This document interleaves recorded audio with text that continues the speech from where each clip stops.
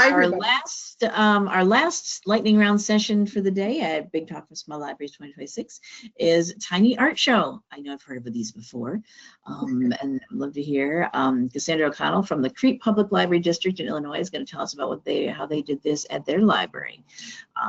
So go ahead, Cassandra, and tell us all about your Tiny Art Show. Alrighty.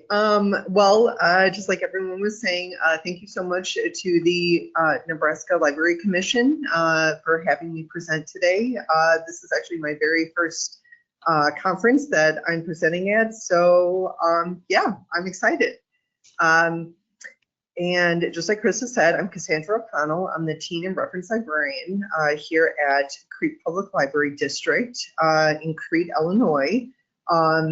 We are in Will County, roughly 1 hour south of Chicago. So just to kind of give you an idea of where we're at. This is my fourth Tiny Art Show. I started this way back when, during the pandemic, and I'm going to be talking about how I made this Tiny Art Show for everyone all by myself. So here we go with that. Okay, just going to give you some context as to what I'm going to be talking about, how the Tiny Art Show was born, the time investment you need to get things done, materials you need, cost of everything, and finally how to display the Tiny Art Show. Okay, so I got a nice little timeline going on here. I'm not going to bore you with reading everything, but I'm just going to highlight a few things. So really, the Tiny Art Show came out of the pandemic. Sure, as many public libraries, were doing at that time, we were giving away a lot of curbside kits, and this was easily incorporated into a curbside kit, and we really wanted. I really wanted to focus on like the needs of like a family, like doing something, like not just like the kids doing, artwork, but like entire families to do it. And it turns out everybody loves to make art. For this year, we made, I did actually have the help of some of my team volunteers. We make kits, and so we made 200 kits this year, and I'm going to talk about that in my next slide. But I really want to note the amount of kits, that people were able to receive, or how many kits were available versus the percentage as to how many tiny arts were returned. So 59.5%, like that's good. But obviously we did lose quite a significant number from people who did not turn in any completed canvases. They just wanted, patrons just wanted to keep all of the supplies, for themselves. For new this year, we incorporated a silent auction into the Tiny Art Show. This was actually suggested last year from somebody who participated, as well as is a frequent patron to the library. They really wanted it, but at the time, it was way too late to organize. And also I would have had gotten all the permission from all of the artists to see if they even want to participate. And that would have been a massive hurdle. At least for this year, I was able to account for that and plan for that. And just kind of highlight, so all of the art that you see at the top of the screen here, that's actually some examples of the art that were turned in this year. So wide range, a wide range of art, from flat art, so just kind of regular pieces, to obviously, 3D art, like what you can see here in this log, And this person right here, this is actually made out of a oh my God, like a fishing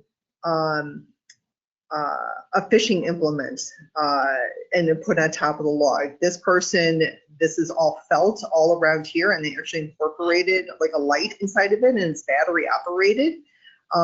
So yeah, just a wide variety of things.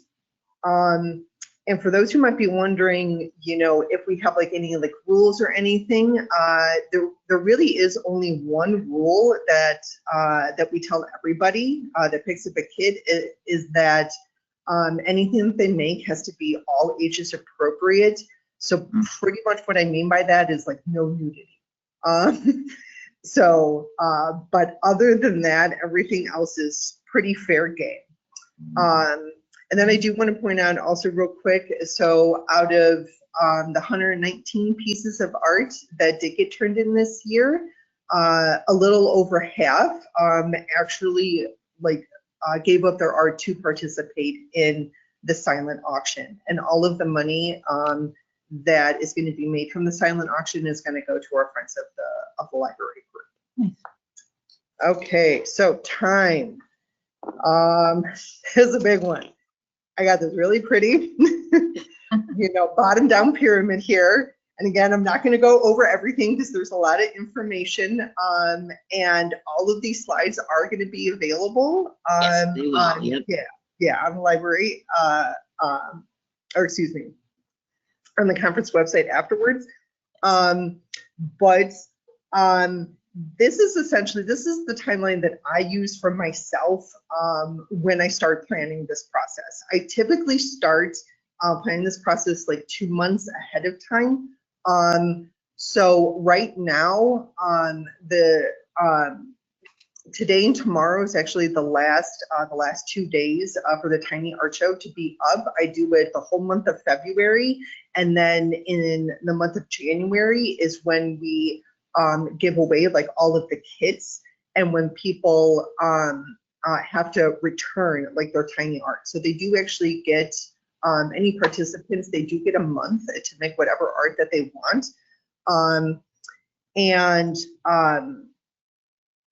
And I would say, let's see, one big thing to note is that when on the last day, like typically like the last like day or two, when the tiny art is due, I could get 30 or 40 submissions per day. It was a lot of stuff coming in, yeah. So some things to consider. Start as early as you can. If this is going to be your first time doing a tiny art show, you know, really, I would even, if you want to do this like by like next winter, I would even consider talking about this, you know, during the summer, you know, maybe even during like, you know, summer reading planning or something like that. You know, realistically, you know, this can be done anytime. I just chose the winter just because not that many people are doing things in winter, especially after like the holiday season. So this is really like a great thing to do just to kind of like pass the time. You know, for budget, I would say, you know, if you have a small budget, which I'm going to get into the materials next, you know, maybe buy like one thing 1 month and buy another, you know, another element like another month, like really like, you know, spread out the cost of it. If you have a small library staff, like let's say there's maybe you and like one other person at, in your department, and you're always at the reference desk, you know, prioritize what's most important or what is really time consuming. Prioritize those tasks first, and you know, and then it's going to be a bit more manageable. And then the second biggest thing is really use Google Sheets or Microsoft Excel. I would not be as organized as I am with this if I didn't use my Google Sheets for that. And I'm also going to have a template that I'm going to send to Krista that's also going to be available for you guys to copy and download. Perfect. let's see. All right, moving on to materials, what you need and what you might need. Really depends on your library. Okay, so I'm actually going to start off, and I'm going to say, besides obviously all of the obvious items that you see listed here, listen to Yoda, okay? Got this lovely gift of Yoda here. Patience you must learn. You need to be patient with yourself. If you're anything like me, I'm a perfectionist. You might be consumed by this. And this has literally been my life for the last 3 months. This is like the Tiny Art Show is like, I live, you know, I live, breathe, eat it. Like I really can't focus on anything else other than this. So yeah, it takes a lot of time. But if you do it a little bit at a time, it won't be so overwhelming. I would say, you know, in terms of like materials, like the 3 biggest things that I would recommend that you need are canvases. We use 3-inch by 3-inch canvases, paper bags. It could be a brown paper lunch bag, or I do actually get like these cute little like craft paper bags to stick all of the materials in, and then paper. Paper for advertisements, for flyers, for the permission forms that you're going to need to give out with the tiny canvases, to make sure that you get the permission of the artist to display their art. Other than that, everything else, I would say, you know, more than likely, you know, you will need, but again, it depends upon like the space, the space that you're going to put these tiny art in. Okay, cost, or making the tiny art kits, because that's really what it's about. All right. On this slide, I've linked everything that I use. So all of these, I got everything off of Amazon. So just as, you know, kind of an example,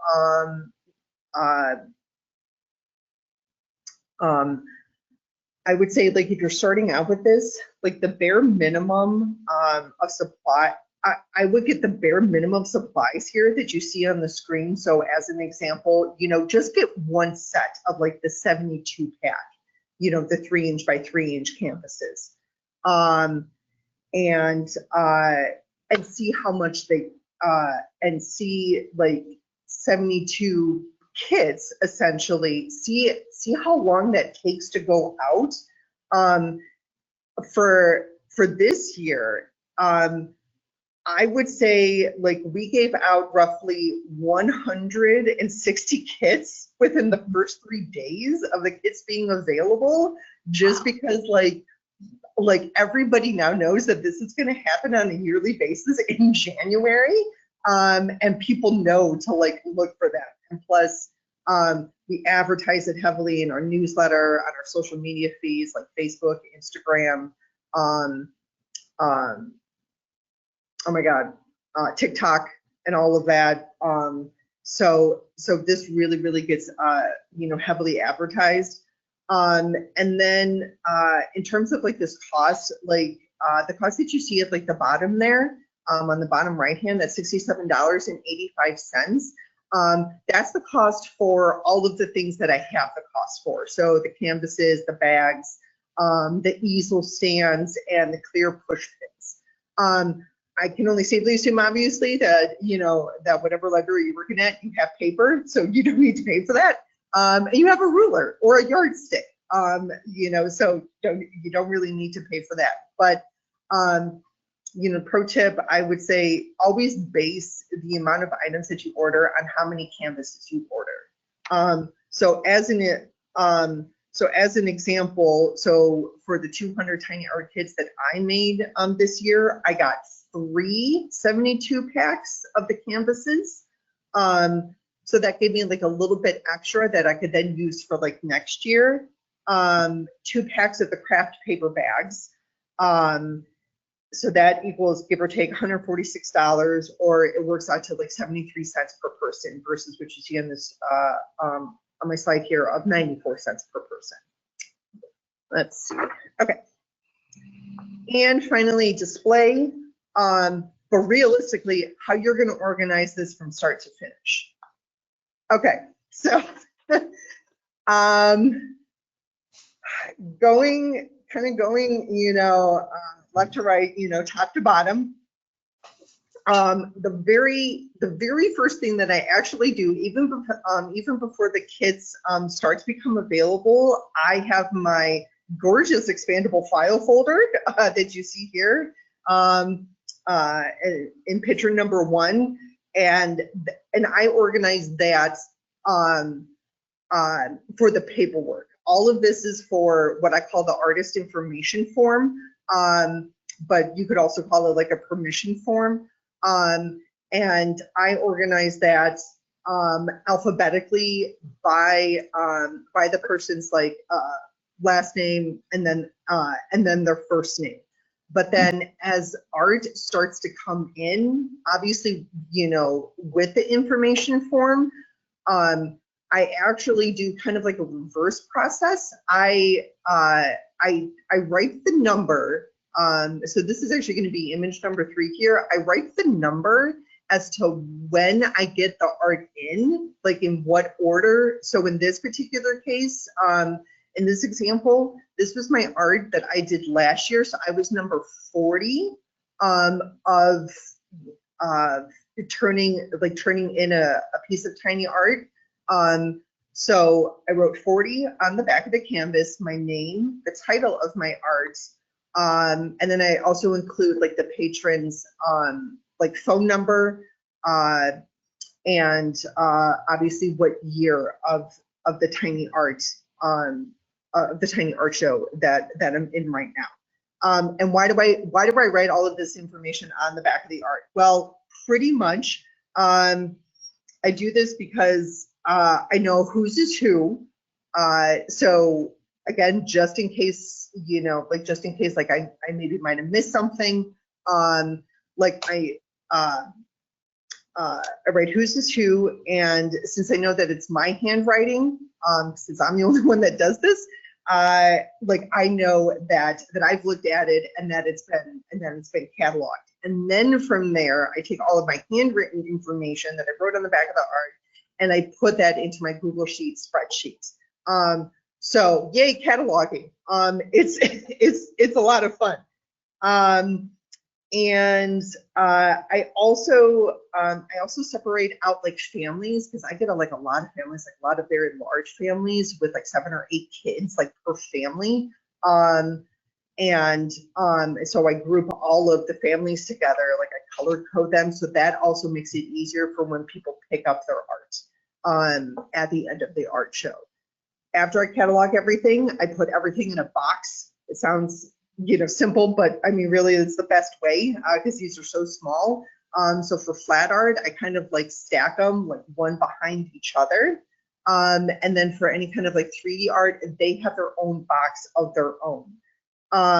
So finally, when it's time to actually display the art, everything is done. I organize everything first on my Google Sheets, print it out, and I put all of the art chronologically by the person's first name and last initial,